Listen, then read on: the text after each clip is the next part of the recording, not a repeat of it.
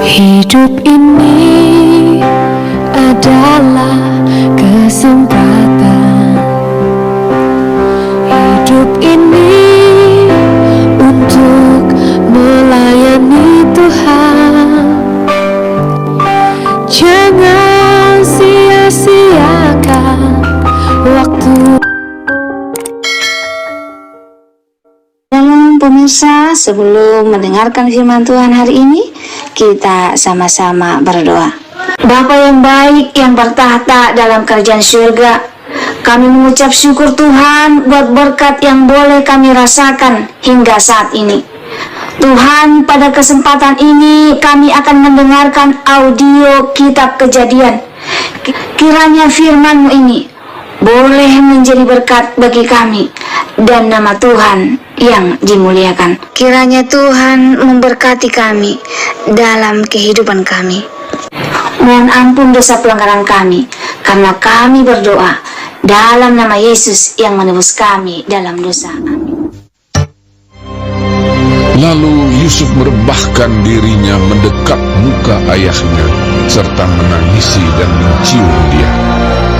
Dan Yusuf memerintahkan kepada tabib-tabib, yaitu hamba-hambanya, untuk merempah-rempahi mayat ayahnya. Maka tabib-tabib itu merempah-rempahi mayat Israel. Hal itu memerlukan 40 hari lamanya, sebab demikianlah lamanya waktu yang diperlukan untuk merempah-rempahi, dan orang Mesir menangisi dia 70 hari lamanya. Setelah lewat hari-hari penangisan itu, berkatalah Yusuf kepada seisi istana Firaun, "Jika kiranya aku mendapat kasih-Mu, katakanlah kepada Firaun bahwa ayahku telah menyuruh aku bersumpah. Katanya, tidak lama lagi aku akan mati dalam kuburku yang telah kugali di tanah Kanaan. Disitulah kau kuburkan aku.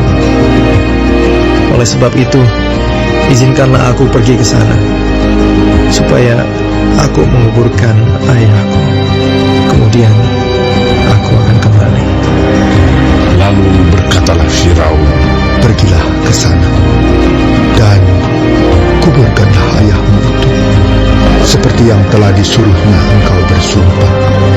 Lalu berjalanlah Yusuf ke sana untuk menguburkan ayahnya, dan bersama-sama dengan dia berjalanlah semua pegawai Firaun, para tua-tua dari istananya, dan semua tua-tua dari tanah Mesir, serta seisi rumah Yusuf juga, saudara-saudaranya, dan seisi rumah ayahnya. Hanya anak-anaknya serta kambing domba dan lembu sapinya ditinggalkan mereka di tanah Goshen. Baik kereta maupun orang-orang berkuda turut pergi ke sana bersama-sama dengan dia, sehingga iring-iringan itu sangat besar. Setelah mereka sampai ke Goren Ha-Atat yang di seberang sungai Yordan, maka mereka mengadakan di situ ratapan yang sangat sedih dan riuh, dan Yusuf mengadakan perkabungan 7 hari lamanya karena ayahnya itu. Ketika penduduk negeri itu, orang-orang Kanaan, melihat perkabungan di Goren Ha-Atat itu, berkatalah mereka, Inilah perkabungan orang Mesir yang amat riuh. Itulah sebabnya tempat itu dinamai Abel Mizraim, yang letaknya di seberang Yordan. Anak-anak Yakub melakukan kepadanya seperti yang dipesankannya kepada mereka. Anak-anaknya mengangkut dia ke tanah Kanaan, dan mereka menguburkan dia dalam gua di ladang Makpela, yang telah dibeli Abraham dari Efron orang Het itu untuk menjadi kuburan milik, yaitu ladang yang di sebelah timur Mamre. Setelah ayahnya dikuburkan, pulanglah Yusuf ke Mesir. Dia dan saudara-saudaranya dan semua orang yang turut pergi ke sana bersama-sama dengan dia untuk menguburkan ayahnya itu. Ketika saudara-saudara Yusuf melihat bahwa ayah mereka telah mati, berkatalah mereka, Boleh jadi Yusuf akan mendendam kita dan membalaskan sepenuhnya kepada kita segala kejahatan yang telah kita lakukan kepadanya. Sebab itu mereka menyuruh menyampaikan pesan ini kepada Yusuf. Yusuf, sebelum ayahmu mati, ia telah berpesan, beginilah harus kamu katakan kepada Yusuf, ampunilah kiranya kesalahan saudara-saudaramu dan dosa mereka, sebab mereka telah berbuat jahat kepadamu. Maka sekarang ampunilah kiranya kesalahan yang dibuat hamba-hamba Allah ayahmu. Lalu menangislah Yusuf ketika orang berkata demikian kepadanya. Juga saudara-saudaranya datang sendiri dan sujud di depannya serta berkata, Kami datang untuk menjadi budakmu. Tetapi Yusuf berkata kepada mereka, Janganlah takut, sebab aku ini kah pengganti Allah. Memang kamu telah mereka-rekakan yang jahat terhadap aku, tetapi Allah telah mereka-rekakannya untuk kebaikan, dengan maksud melakukan seperti yang terjadi sekarang ini, yakni memelihara hidup suatu bangsa yang besar. Jadi janganlah takut, aku akan menanggung makanmu dan makan anak-anakmu juga. Demikianlah ia menghiburkan mereka dan menenangkan hati mereka dengan perkataannya. Adapun Yusuf, ia tetap tinggal di Mesir beserta kaum keluarganya, dan Yusuf hidup 110 tahun.